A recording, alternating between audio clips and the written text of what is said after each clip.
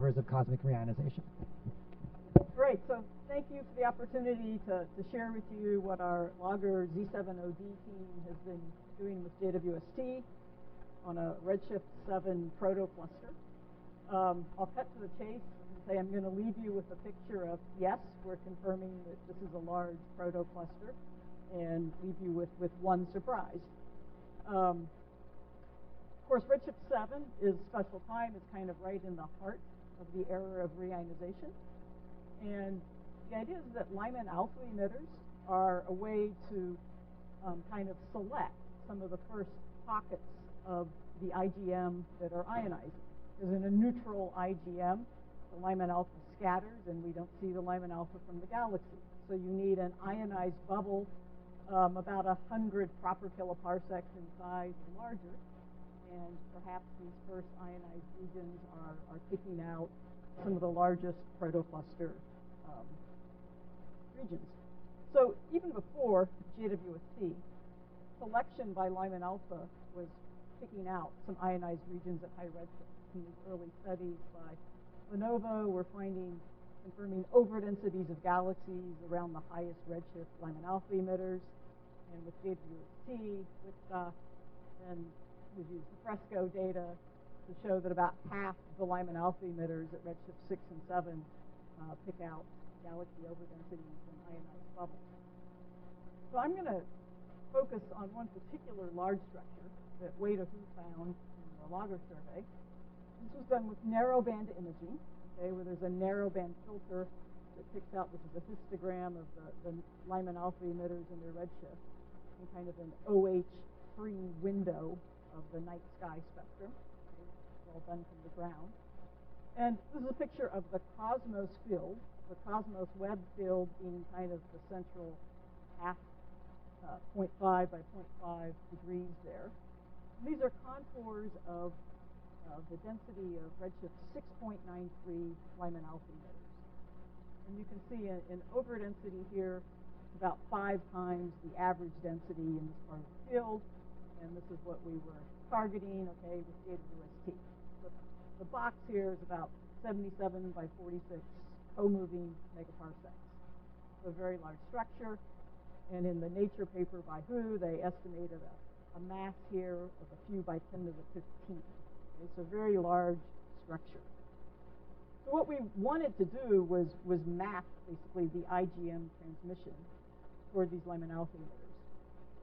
The idea is with the narrowband imaging, the observed luminosity in Lyman alpha from each galaxy has been measured.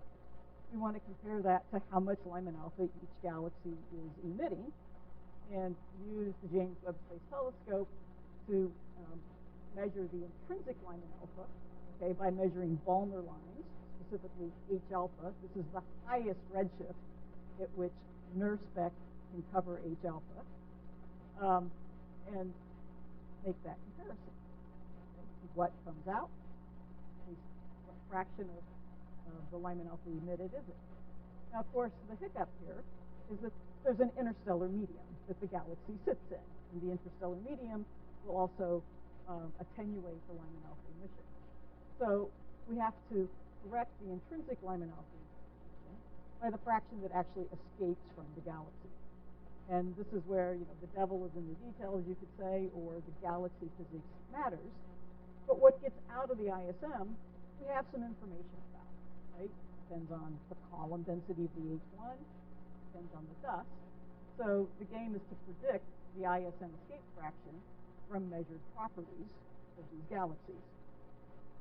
And admittedly, this is not fully understood and remains the biggest challenge to what we're trying to do, but it is partially understood. I show here some plots from a paper by Wan Yang in 2017, where he was looking at green P galaxies, okay, local galaxies at redshifts of a few tenths, and looking at ways to predict this Lyman alpha escape fraction. And you can see this is the full width half maximum of the red tail in the Lyman alpha profiles. That seems to correlate well in the sense that if the escape fraction gets lower and there's more scattering, the tail of the Lyman alpha profile gets wider, to be expected. This is the red peak velocity offset. the whole Lyman alpha profile is redshifted compared to non-resonant lines like Balmer lines, and how much it shifted, okay, increases as the scattering increases and the escape fraction goes down. And then the dust comes in. Okay, a less well-defined but still significant correlation here with the escape fraction decreasing as the dust column rises. And what Juan did was basically, fit a relation to these quantities, and our idea was to use this red peak velocities and the dust reddening to predict what F escape was from each of these galaxies. Okay, so we can measure, okay, the Lyman alpha with some new deep Keck spectra we got to get the velocity offset with half max here. The H alpha luminosities come from new JWST spectra. And in principle, those JWST spectra have multiple Balmer lines. One could measure the redness. So I'm going to show you some pretty Keck spectra here. Start with LAE1, beautiful profile here. See a sharp cutoff here, and then the red tail to the profile, a classic profile of a resonantly scattered line. LAE2 is fainter, same type of profile. See the same sort of profile here in LAE14. Then there are some less traditional profiles here with two peaks in LAE8. Over in LAE13, there are two peaks.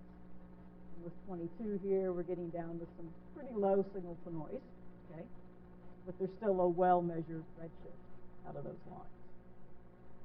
So this is a plot now that shows the narrow band selected targets. The different symbols match up with how well defined the Lyman alpha emitter was prior to our observations.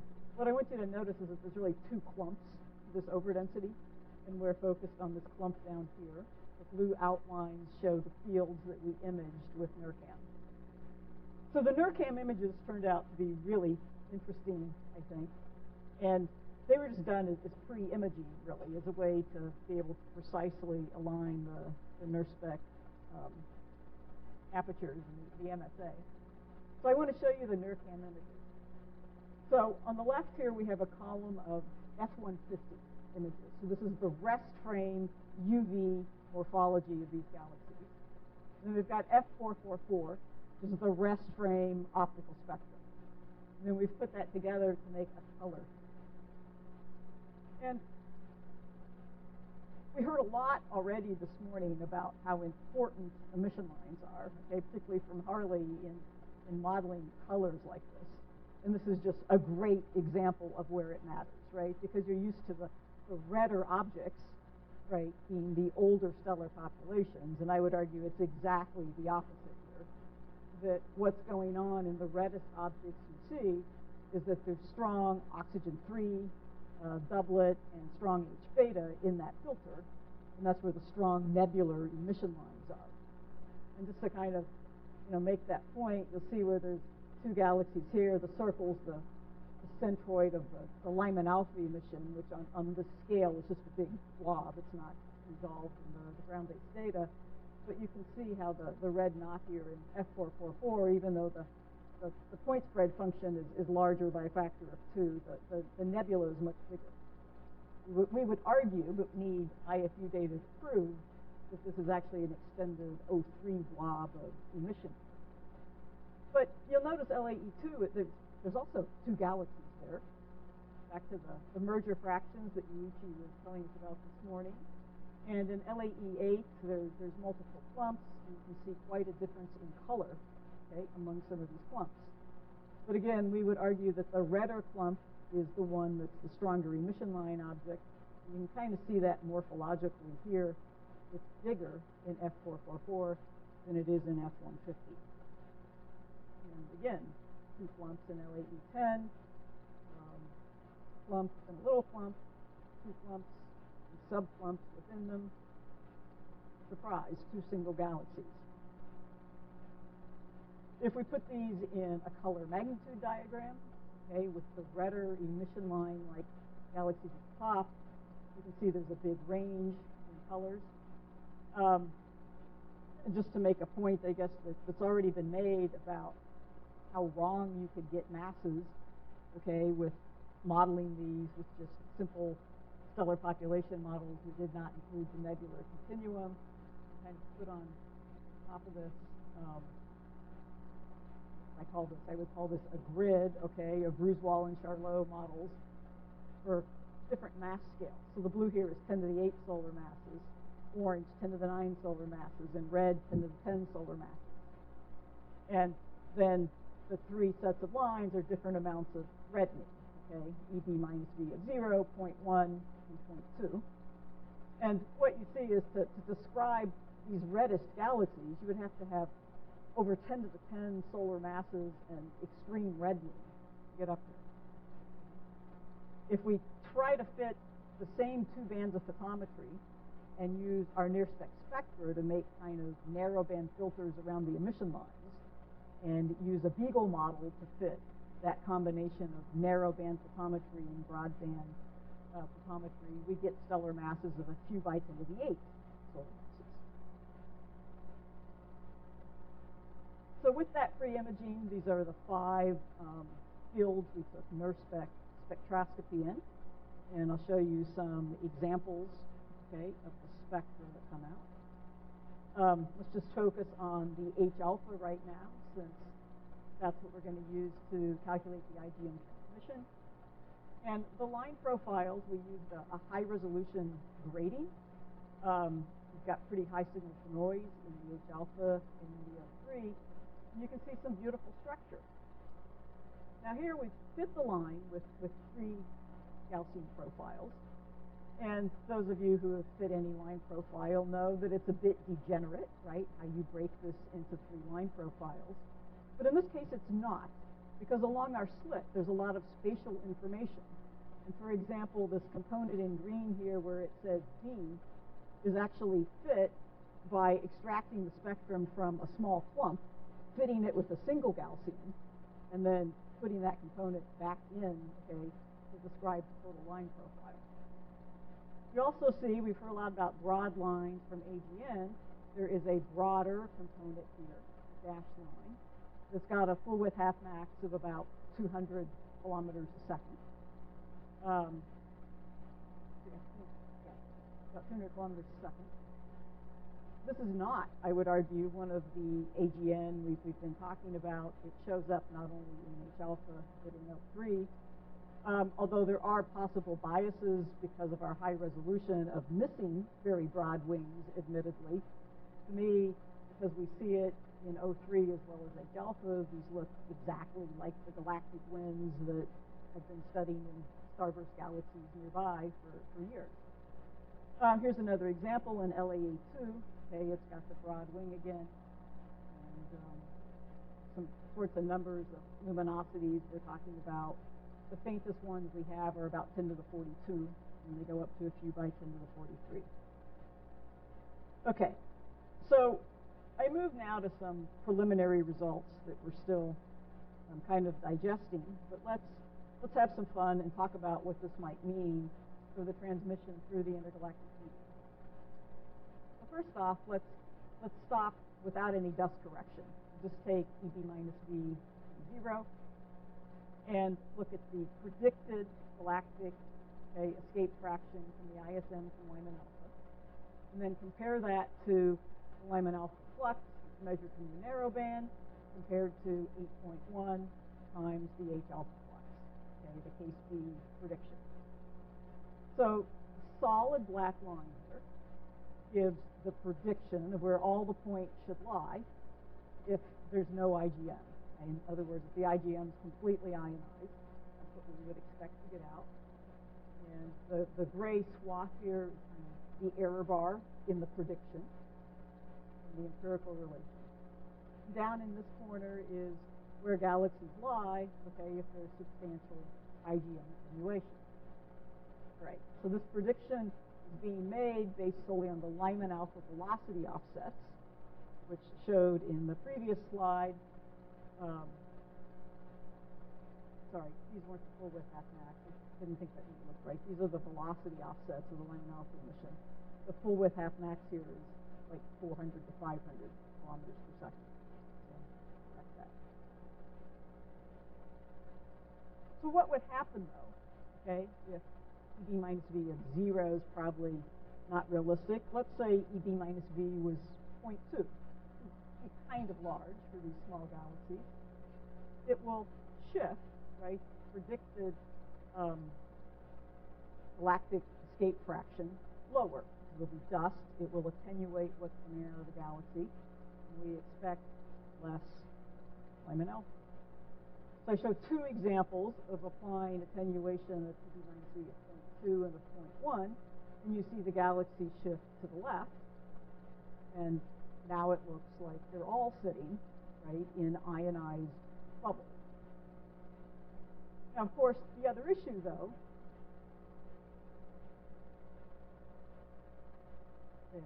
the wrong plot.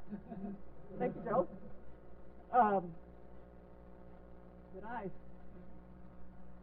Somebody's paying attention. It's great to know.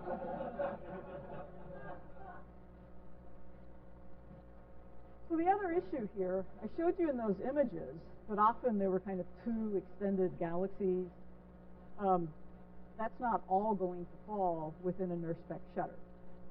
So the fluxes we're measuring in H alpha to get the predicted Lyman alpha need to be corrected for aperture losses. And we've done that, okay, using a program we measure the Sirsic profile of the galaxy in the F44 band, and then we attenuate it by the shutter. And the typical correction, okay, which I show here by blue arrow, is about a factor of 2. Okay, that half the H alpha flux is outside shutter. So we can apply these on case-by-case basis, and it moves things down, and it looks not so different from the first this figure that we looked at, okay, where a lot of about half the galaxies lie up in this regime, and a few lie below. So about half of them are consistent with the idea that it's in a very ionized bubble, significant amount of the Lyman alpha escaping.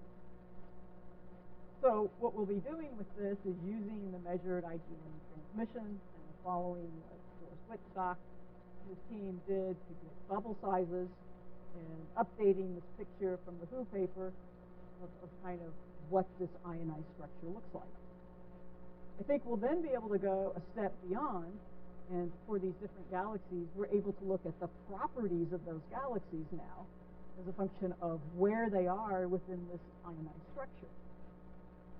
And one of the reasons that's interesting is because there's so many mergers in this sample. 8 out of the 9 Lyman alpha emitters turned out to be mergers. And we've got some beautiful information about their dynamics. So we were able to arrange the NIRSpec shutters so that in this case both blobs are on a shutter.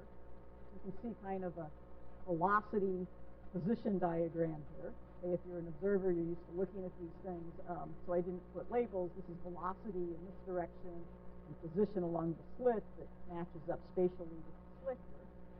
And you can see the main structure here is the blue profile over here, and the second blob is shown in orange.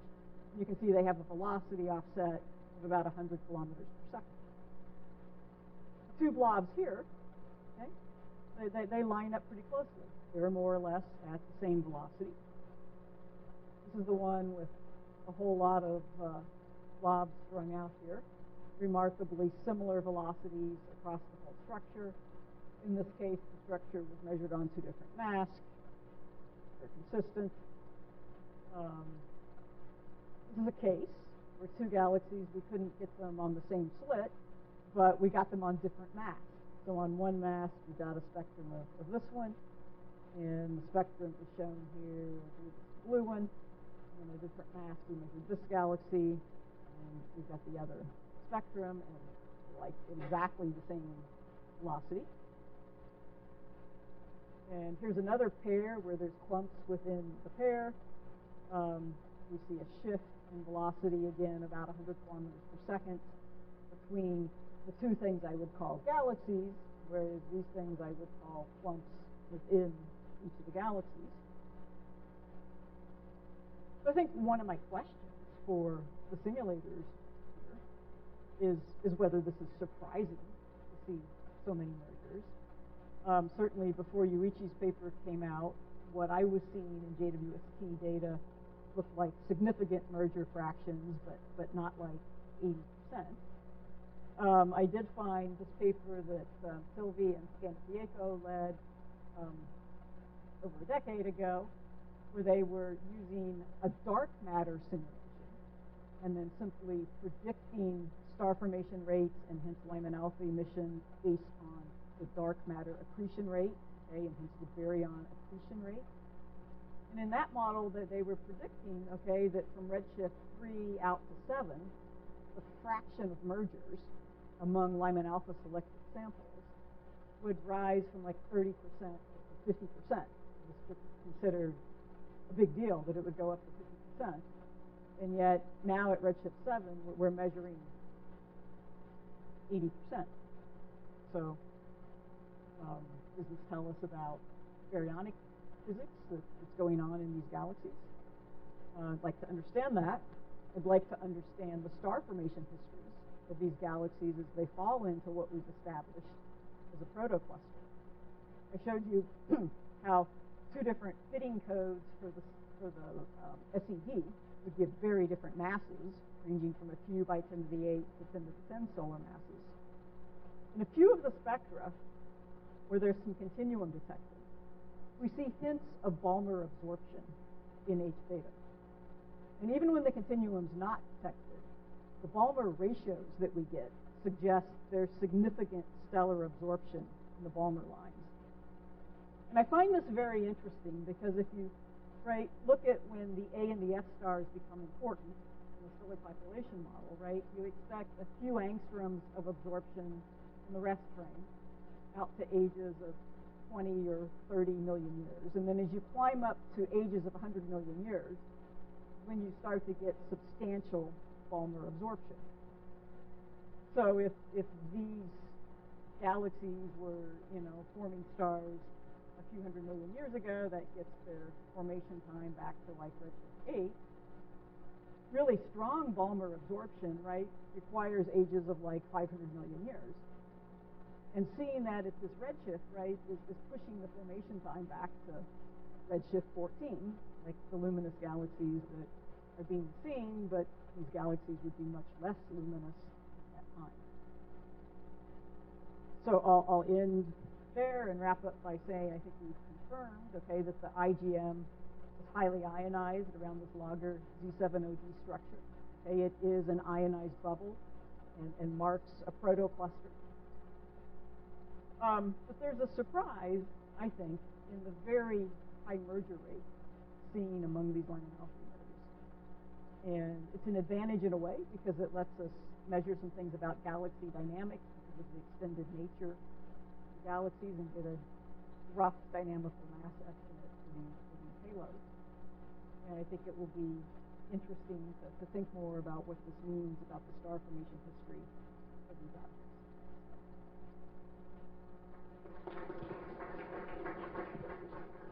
Awesome. Thanks, Crystal. We have a couple minutes for questions. Yes.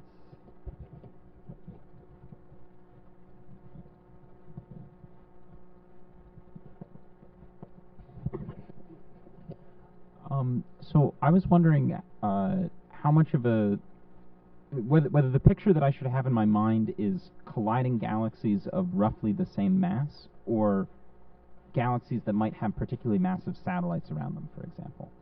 Is this something that we can distinguish between with this data set, or is it, yeah, that's the question. Sure. We've heard a lot about how hard it is to measure stellar masses, or how inaccurate it can be.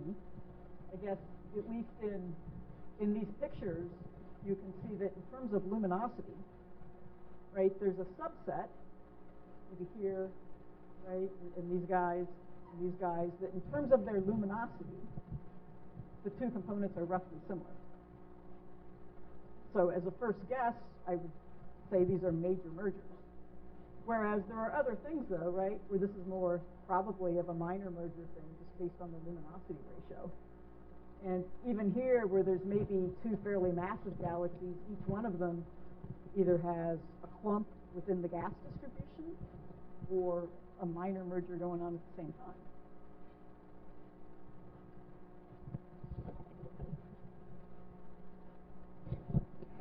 Yes, I was intrigued by the small velocity differences. If you use the masses that you had and assume that they were sort of randomly oriented to each other, did you expect such small differences statistically? I find that that's so small that I suspect that some of these are actually clumps within a single galaxy rather than two objects that are flying by each other at some random orientation, which would be the merger picture. Yeah, exactly. At 100 kilometers per second, it was possible it was orientation effects, but when there's virtually no velocity offset, yes. It makes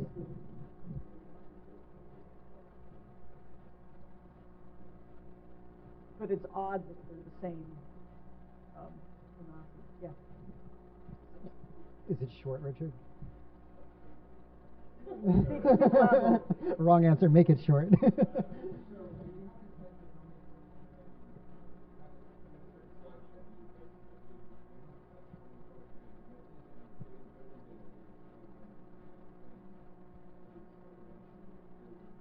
I wish you had read our last proposal. I agree.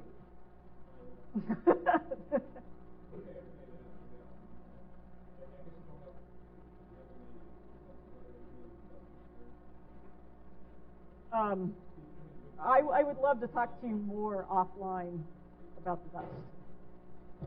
Let's thank Crystal again. Oops.